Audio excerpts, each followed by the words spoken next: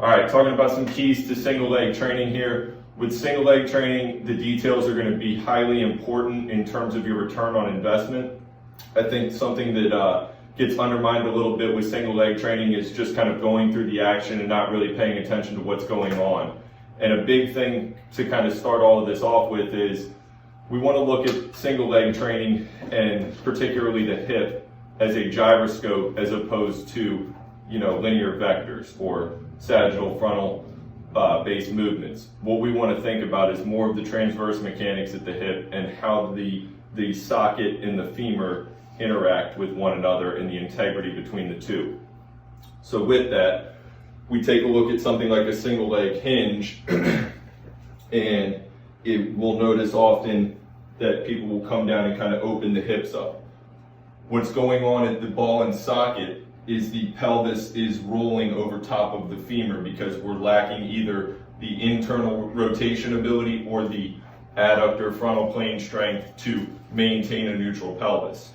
So what I'll often cue for this is hips stay square to the ground, but what I'm thinking in here is having my pelvis roll back over top of my leg so that my hip is stacked over top of my femur.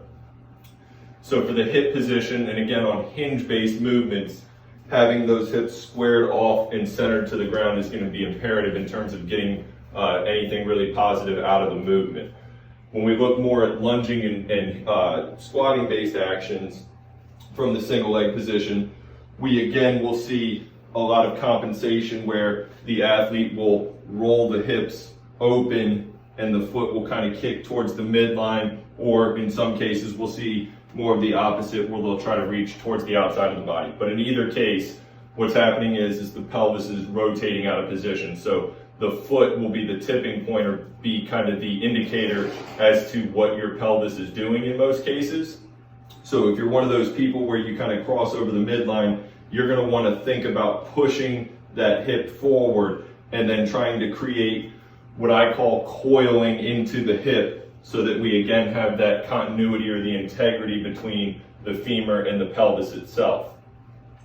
Moving down, if we look at foot position, and the reason why I have foot position second on the whiteboard here is because the foot and the hip are highly integrated.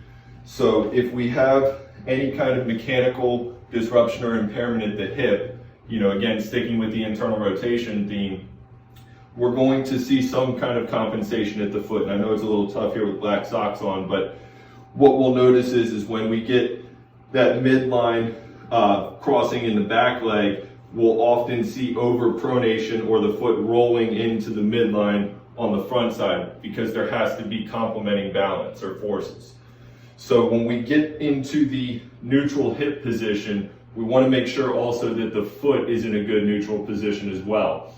It doesn't do us much good to correct something at the hips only to not address the foot and then keep fighting the same battle in a different direction.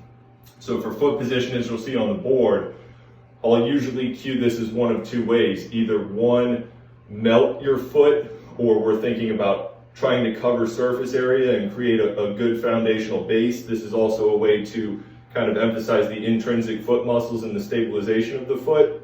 Or second, to grab the ground and try to flex the toes and the base of the foot into the ground. More often than not, I'll use the melt cue. I just think that that's kind of a preferred position for most people to be in for most movements, but the clawing or the grabbing does have its purpose too, and this is something that, interchangeably you'll want to work in on your single leg training. Lastly, we'll talk quickly about the knee here. From my view, the knee is typically just a byproduct of the hip and the foot. So what we have going on at the hip and the foot are usually going to kind of predetermine or at least predispose the knee to where it's going to be. But with that, with single leg work on hinging, the most common thing without a doubt is people going straight to a hyperextended position here and kind of locking this knee out. What that's effectively doing is kind of negating the hamstring's involvement in the movement here. What we want to do is have more of a soft knee here so that we allow the hamstring, which crosses both below the knee and above the hip, to be able to get maximal tension or maximal lengthening. So I'll say soft knee, square the pelvis, and then anything hinge based, honestly, I'm going to use the cue shit on the wall or poop on the wall, but we want to think about the pelvic position more so than the leg position for hinge actions. So with that soft knee, neutral foot, neutral pelvis, now when we go into our hinge, we're just thinking about creating length in the hamstring as best we can. You also noticed I did take my shoes off. Probably should have done that from the start of the video, but nevertheless, I do want to add quickly that I think adding barefoot options or taking your shoes off for as much as you can during single leg training is highly important. The shoe will mask a lot of these rotational or more kind of minute movements that will really detract the benefit of the movement or the return on investment again. So getting your shoes off when you can is an important concept, and I would definitely try to work that in as best you can. And then lastly, make sure that you're progressing into single leg training appropriately. There is a little bit of a skill acquisition period for single leg training, so don't hesitate to use something like a PVC pipe or even just putting your hand on a contact surface so that we get a little bit more external stability. That'll optimize the movement, and just think about it as a precursor into unsupported single leg movement. So squat based or hinge based, don't let pride get in the way. Work split position, work kickstand position, and then work your way into single leg supported, and then from single leg supported we can work into true single leg.